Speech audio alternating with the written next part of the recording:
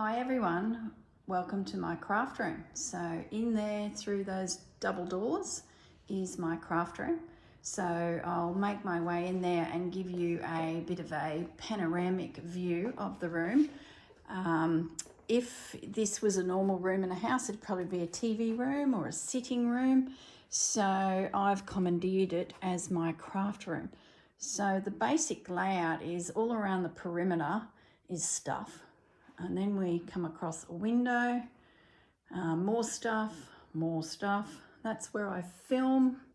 And in the corner, even more stuff. So I'll just pan back around and we'll make our way around the perimeter of the room in a moment. So in the center of the room, I have a huge table. It is massive. It's equivalent to probably a boardroom table. And prior to me moving into this room, it was our office for our business. And as if we need to have a business meeting or staff meeting, the staff come here and we can sit around and, I can cook us lunch and we can have a bit of a meeting. But most of the business stuff now is just in that corner. That's how much space I've commandeered here. The filing cabinets and the printer is pretty much the Christmas shack, and archiving and that's been moved to another space. So I thought, what the hang, I'm moving in. I was in a bedroom, which was a third of the size, and it was on the eastern side of the property. So every morning when I'm most wanting to stitch, I'd get that morning sun, which would just cook me. I'd be just drips of sweat coming off of me. So it just wasn't working for me. So I convinced my husband that I needed to commandeer this space. And as you can see, I've really made it my home. And the business has been pushed into that corner, and the desk is still available if we have to have a business meeting. So it works really well. Now, and that was even before YouTube. I was in that tiny little room and it was just overfloweth and hot. So now let's just close this door and we'll walk around the perimeter, and I'll just go through some of my storage ideas, which I know you're all very interested in. Okay, that is one of those little trolleys you get from IKEA. It was about $50. I got a few extra little containers, and that pretty much holds glues, stamps, more stamps, and in underneath there are like makeup containers that would hold paints and pencils and, things like that, things used for drawing and scrapbook making. Behind it is a big white stand. Now this, I think, is my genius. In the Christmas shops, we had a supplier that had some gorgeous ornate Christmas decorations, but in order to get them, we had to buy these stands, which they had made to hold them. It spins. If it was on a hard floor, not carpet, it would spin, so perfect for a shop scenario. I ordered an extra one and brought it home, and then from Officeworks I got these containers, which I can by colour sort.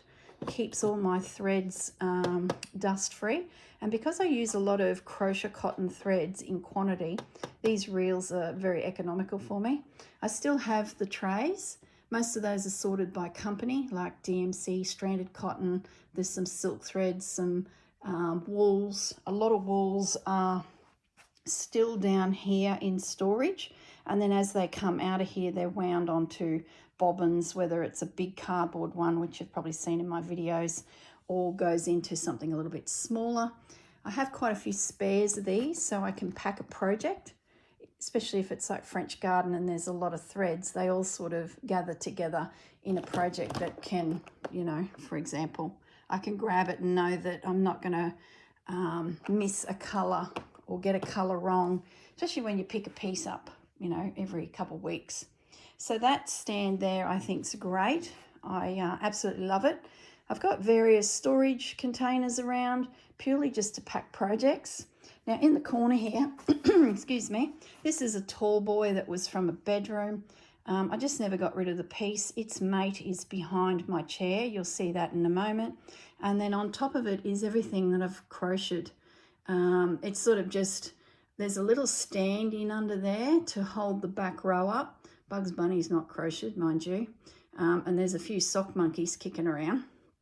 And underneath that stand, I've got hooks, patterns, and things like that. So it's just a lovely way to create a little display and, you know, keep all my crocheting bits and pieces together. So these here, these are drawers full of my fabrics. Don't look at how messy it is because I'm often rummaging, but I keep all my packs in there. And then the next one down, that's a little bit more organized. And then the one below is like country themes and things like that.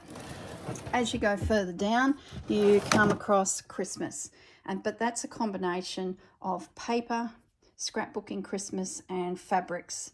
So I've sort of got Christmas in the bottom too. So that's a really handy thing. Now, just coming along a little bit further, underneath is 2 cubes and a little stand that I bought, I think it was $99. You know, those cheap little white stands. And I purely got that just as to hold up this piece of timber going through here. Now that timber is what you call a trestle-sized timber, like a trestle table, and you would add legs to it.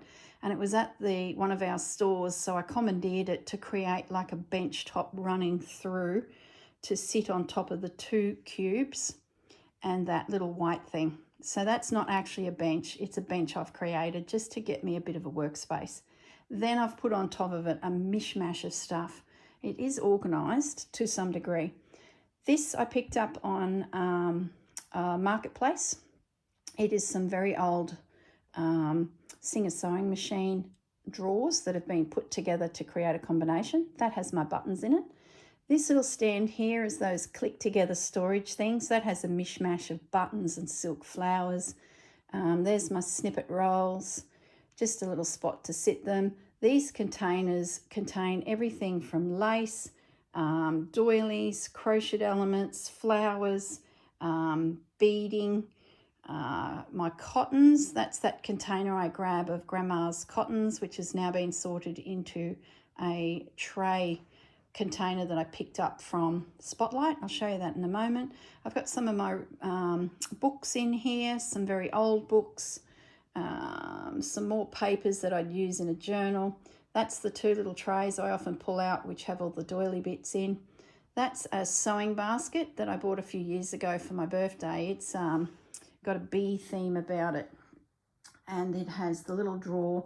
In there, I sort of keep business cards of businesses I buy things from, and also elastics and Velcros and really big needles and things like that. So that's its purpose. More little containers. There's nothing much in those. Some books that open up in their containers, those storage type books. They're in the corner there. I got a white stand of shelving.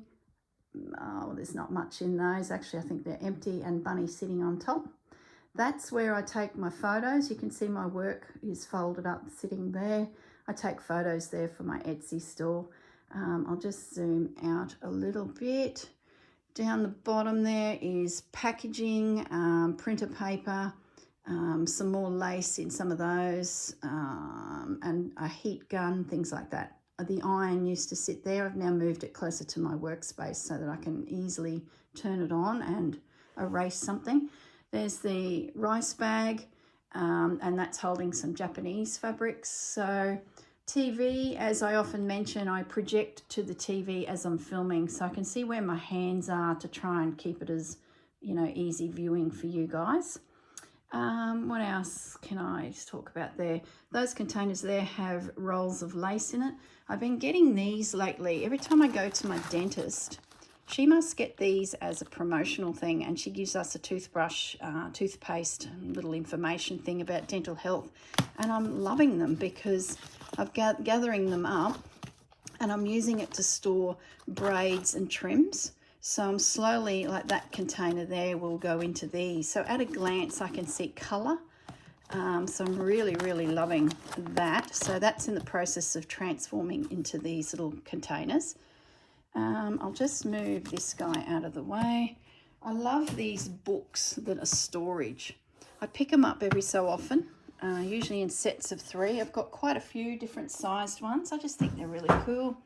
These are really good for storage as well of my lace, but I will say dust can get in.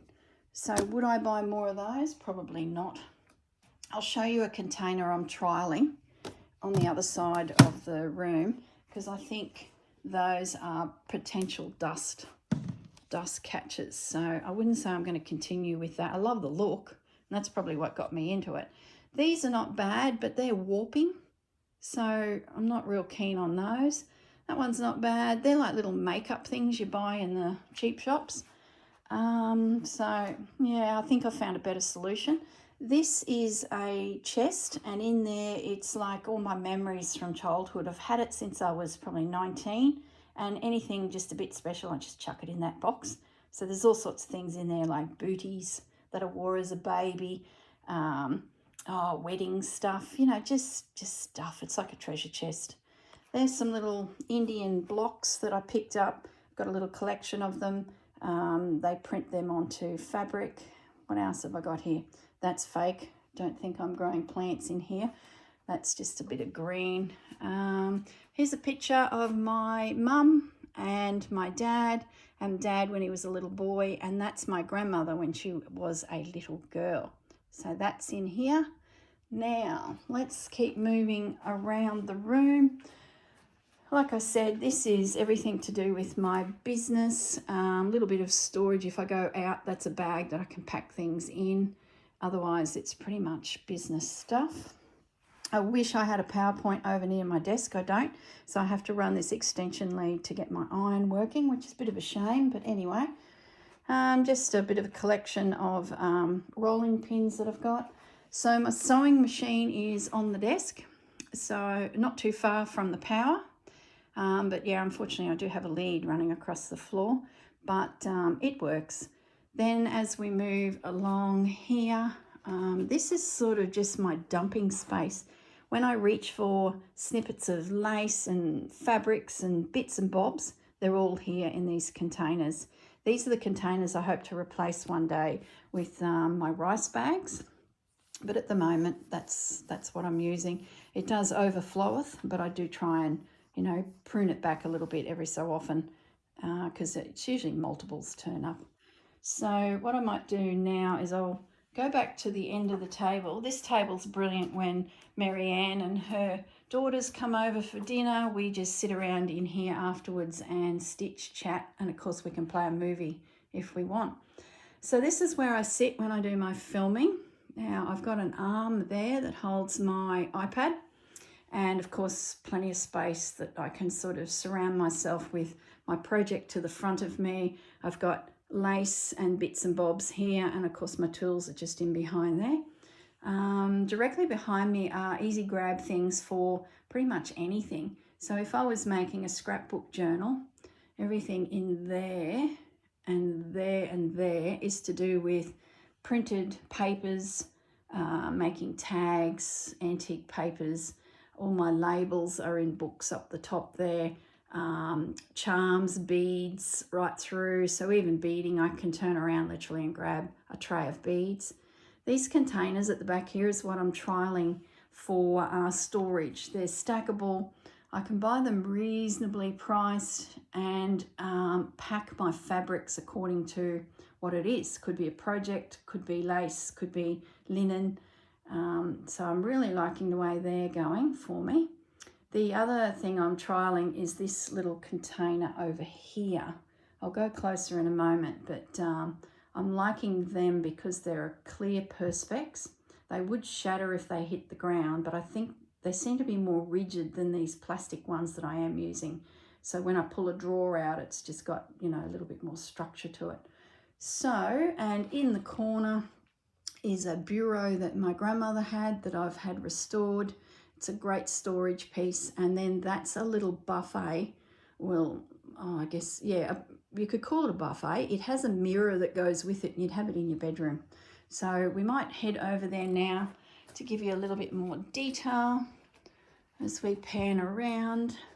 So underneath is one of those cutting tables.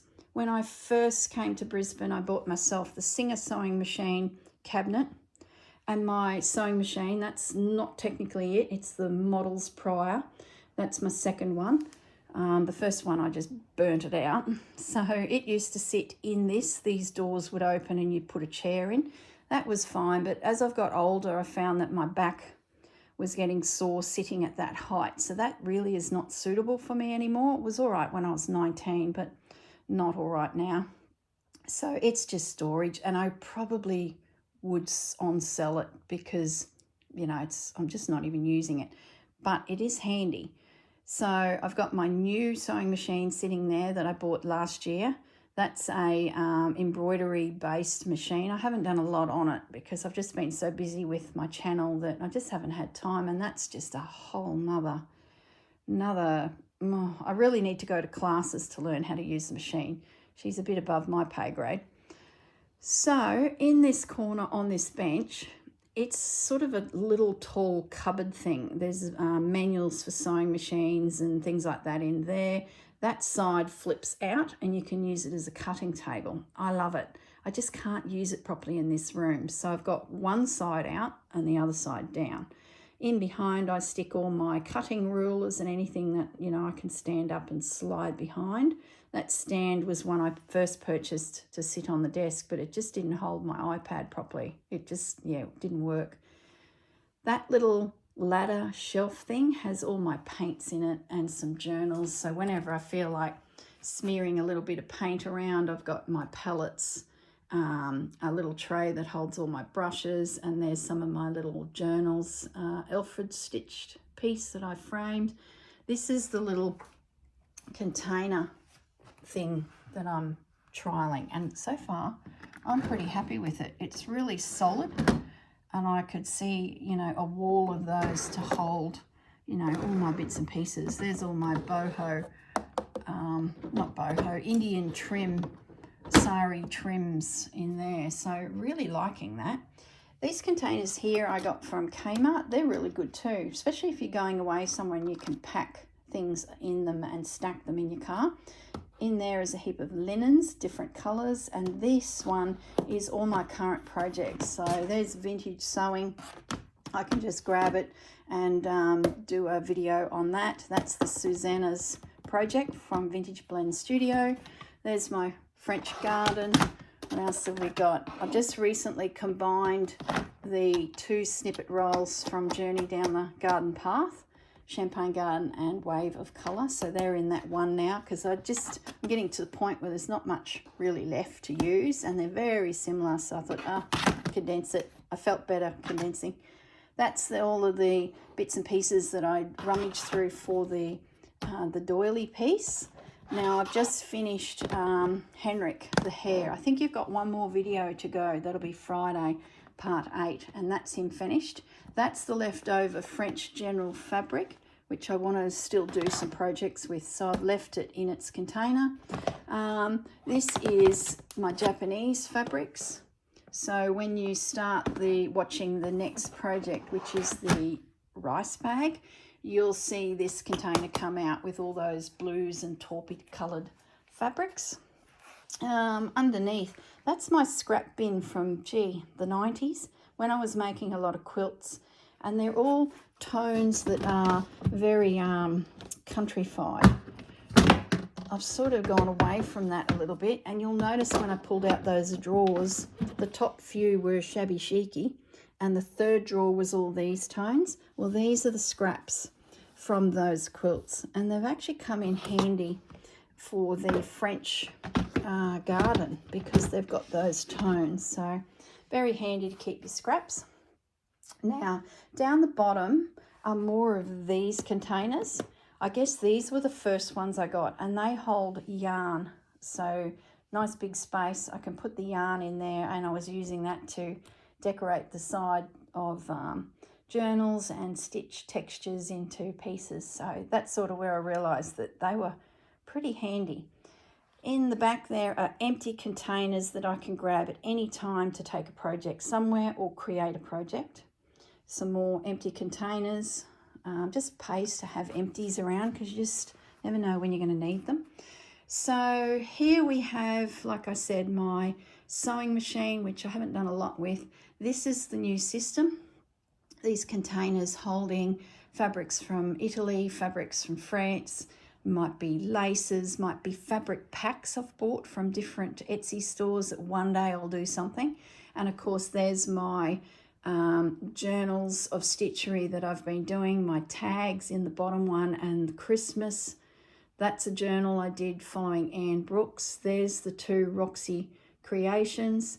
The next one is Vintage Blend Studios, Susanna's project, and that's an empty one ready for whatever. So it's just a journal cover that I took the pages out of and put calico in there. It's just ready to go. So if I come up with a bright idea, I've got at least a page ready to stitch it into when it is done.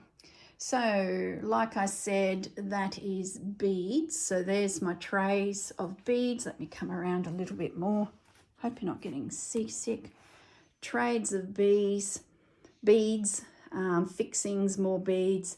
That's like my little box I'd grab if I was stitching in signatures. And then there are all my books that hold labels for journal making. This here I bought fairly early in the piece. I got it from a tool shop, and they're handy for holding, you know, they got compartments. So being the fact that it's orange doesn't thrill me, but it's actually pretty handy, and it can be, you know, double-sided, so I can hold itty-bitty bits that I might have a lot of. I still use it. These ones here are sort of the same, but it's in a hard frame, and then these loose ones just sit on top. So just some little boxes with bits and bobs in. They're all little books I've created to hold labels, and then just excess from projects. So if I do make a journal, I've sort of got lots of bits and pieces. They're all digital prints I've purchased, sorted by company, so I can go in there and I know who it was from and then make a journal accordingly. Now we'll just come around to this cabinet. So what this cabinet is, like I said before, it was my grandmother's. So my mum had a memory of sitting on the floor with her sister and looking at this cabinet. It was always locked, and in there were just treasures as far as these two little girls were concerned. And Grandma did keep in there a lot of memorabilia and, you know, bits and pieces. But she said to me that was the first piece of furniture she bought when she moved into their home when she was married. Granddad had one and she had one. It was like a dresser, if that makes sense. So I inherited it, and her Singer Treadley sewing machine. So I sent it away to be just waxed up. It's in pretty good condition considering, you know, it was used. But I love it because, let me just open it up. What I love about these cabinets is, see these big drawers? They pull out, and I've got scrapbook paper in there, and they're brilliant, absolutely brilliant. I try not to make it too heavy, but she's a solid girl. She's handling it. So that's what I use the bureau for. Then I've just got books and journals I've made in there. There's a little drawer here for scraps. And then I've got a couple of containers in there as well that hold like diamantes and stickers and things like that. So I love, love, love this cabinet. Just got to take my time when I close it and not rush, because I don't want to damage it. We've still got the little key. Look at the handle. Isn't it sweet? It's all yellowed up. It's probably, I don't know what that would be, but anyway. Okay, on top of the cabinet is just where I pretty much pop things I've just recently made. So I've got some books. I've got journals I've made. Here comes Casper. Hi, Casper. So when the cats arrive in the room and bellow, there's Casper. So, yep, there we go. Turning it on. Better give him a pat. Hey, Casper. Yeah. I'm sure Fudgy would be around somewhere, but yeah, he's not here at the moment. Whoops, nearly stood on the cat. That's my little sewing needle book. Some journals. That's a book I bought from France. Paid a reasonable amount of money on it. Didn't read the measurements, and when it arrived, it was a prayer book. So it's very old. It's just gorgeous. But when it arrived, that was its size, so I felt a little ripped off, but I'm the idiot that didn't read the measurements. Anyway, this stand I've had for years. It's actually cracked at the back, and I've just never got rid of it because it still works. Down the bottom I hold lace. I picked up a heap of lace by the meter at an op shop, heaps of it, and it's probably come from a company that would make lingerie, so it's got a little elasticity in it, and I use it all the time. And I've been collecting sheer fabrics ever since, so they've sort of ended up on top of it. I snip into those. See, there's that crack, it's stopping it from going back in, so I sort of got to jiggle it to get that back in. Then I've got bulk fabrics. That cupboard over there is for fat quarters and things like that. This is more when I buy a decent sized piece of fabric. So Tim Holtz is in there, just some pieces that have caught my eye. This one here is more for crazy colours.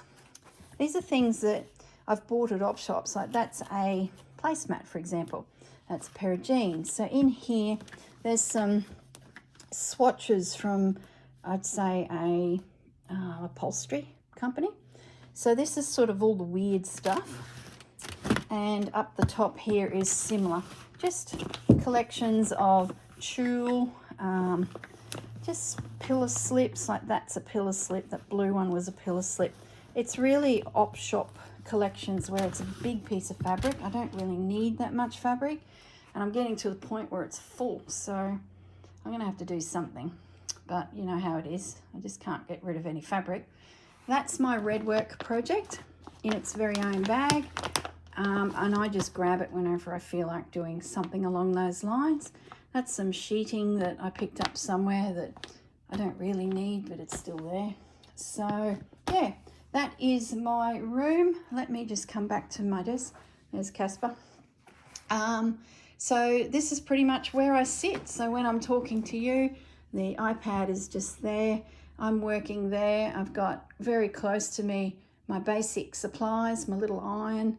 But unfortunately, when I say I need to iron something, I need to jump up, grab the iron, and I whiz over there if I haven't already got it, grab the power lead, bring it around here and plug it in. So it's a bit of a pain. If I say that I'll quickly hop on a sewing machine and do something, that's as far as I'm going. Hence why you can sort of still hear my voice. So yeah, it's pretty much where everything happens. And of course I can just glance straight up at that TV screen and, you know, see what you're seeing through the camera, which I'll just, no, I can't do that. I was going to turn it on, but I can't because I'd need to stop this recording. Yeah, go figure. Anyway, so that is my room. I've got a really good light source coming from the side, which I love, but in the afternoon, that's the west. So it does get a little warm in here and very glary. So often I pull those curtains across, but yeah, it still casts a lot of shadows. So yeah, all right. I think that's it, guys. That's my room. We'll just say goodbye to Casper because he's, you know, decided to make this all about him. Hey, Casper. He's a lovely boy. He's getting old now. He's a Burmese, if you're wondering, and he would be about 11. So he's doing really well. He's doing really well. All right, guys, I will leave you alone now. There you go. You've got the tour of my craft room. All right, guys. Bye for now. Hello again. I forgot to go through these particular cupboards here. I'm now sitting down at my desk, so I thought, well, this shouldn't be too hard to do.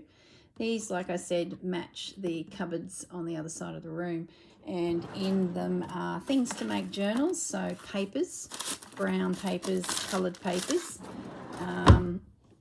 Down here, envelopes and little notebooks that I find are handy for inserting different types of papers into my journals.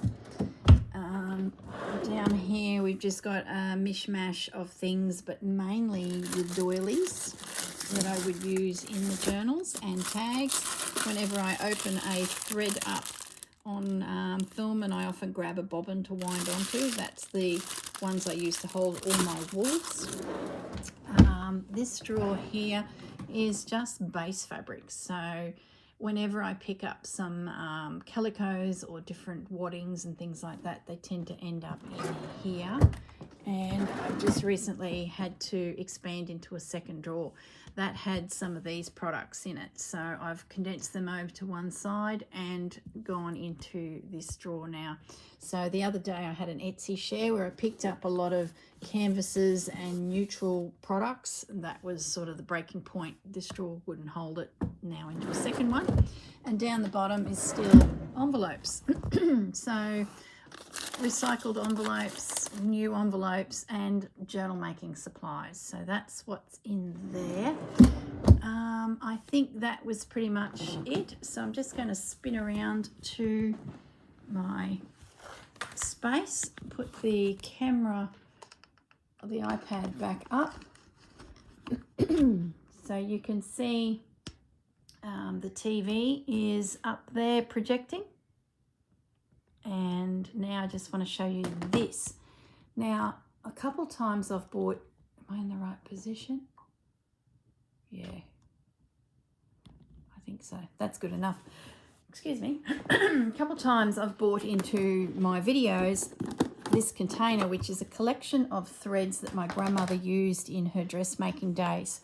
And she was a bridal dressmaker. So the bridesmaids' dresses, this is like a snapshot of the different colours that came across her desk. So it's very interesting just to see, you know, the colours of the times, lots of teals and blues.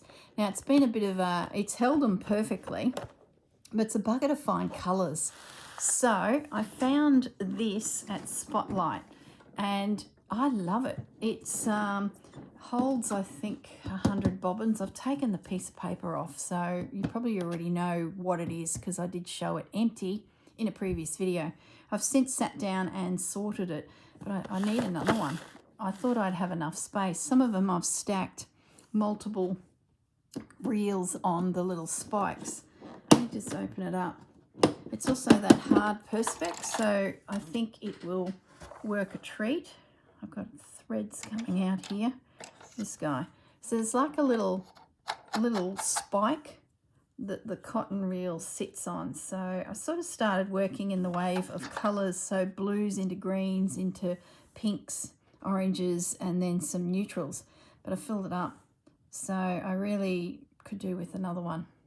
But it is just gorgeous, and I love the fact that these cottons represent not only Grandma's work, but it represents all of the different bridesmaids that came through her door. And it's a pretty vivid memory for me. As a little girl, I would race straight down the hallway to her sewing room, and then the bedroom next door had multiple mattresses on top of each other, so that it was nearly at probably chest height. And it was a queen size space, so queen size bed mattresses all piled up on top of each other to be chest height. And that's where she had a big cutting table type scenario. So she could roll out big rolls of fabric and cut at a decent height. And she could also draft patterns there. She had like a thick cardboard cutting thing that used to sit on it.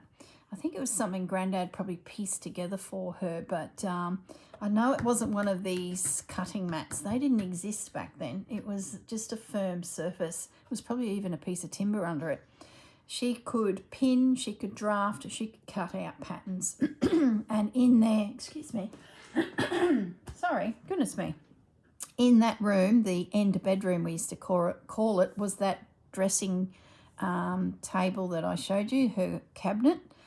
And it was locked, so I never saw her in it until it was time to clean out the house when she went into a nursing home.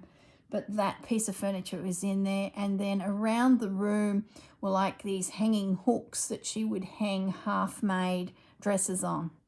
There'd be veils, there'd be trains of wedding dresses yet to be attached. Then there'd be bridesmaids. She used to make parasols, the cummerbunds, the the bow ties to match if they were a certain colour. So it was just a room full of, just for a little girl like me, it was like scooting down that hallway to the end bedroom to see what was in the workspace. Then I'd go back to her actual sewing room, which was just another bedroom that had her sewing machines, her overlocker, the threads. There was cupboards full of fabrics. There was a big dining table in there that was piled full of future projects and future brides' details. There was her notebooks where she wrote everything. It was like an Aladdin's cave of possibilities and colour and creativity. It was just something to behold. Anyway, I'm getting a bit emotional now. So I'm love this. I need to go back to Spotlight, get myself another one so that I can maybe finish putting these. I'd have a few myself somewhere, but not a lot. But I've definitely got a heap of old antique ones too. In the Singer sewing machine and her room, when we were cleaning it out, there was a lot of cottons that were on these old timber reels. So I could probably even do a container just with those. They're beautiful. So they would have been her mothers or her aunties who were also sewers. Not to the degree, I don't think, as Grandma, but back in the day, everyone sewed. It is just what happened. So I could probably do with 2 more of these containers, one to hold the antique ones and one to hold ones that I'm dabbling and dipping into. So when you look at the cost of cotton these days, there is a fortune's worth here. I think the other day I went there to buy some cream just for general stitching, and it was $14 or something. So when I started looking at this, like, some of them are a bit grimy, but when you're tacking down things, like, it doesn't really matter. Little bits of colour you need occasionally. So that's a storage solution for my cottons that I've inherited. Okay, guys, I think that's it. You'll be watching this video, and it's the last one for a few weeks because I'm off to my trip to Paris to rummage and forage for treasures in the textile industries of, the 1800s, 1700s. I cannot wait. My room is going to be a problem for storage because I'm already at capacity. So I might have to really think about some of the things that I've got in here and sort of get a little bit more commercial business-like thinking and less of the, make it look pretty. I sort of need to start really streamlining things. Anyway, that's a problem for another day. Depends what I bring back to, of course. Okay, I think that's it. I'm going to say goodbye and look after yourselves. I hope you enjoy the next series, which is making the Japanese rice bag. Since making the series, have I watched some videos. I've really got into understanding how the sashiko works when they draw their designs themselves with lines and shapes onto fabric. I've used a stencil to create my stitching. I feel like I've got a even more better understanding of the industry. There's so much I could research in that. And I'm thinking I'll take a small project with me traveling so that I can, do a little bit of stitching and just take one cotton and something. I don't know what yet. I'll have to have a think about it. Anyway, I'll leave it at that, and I will see you all in the next video. Bye for now.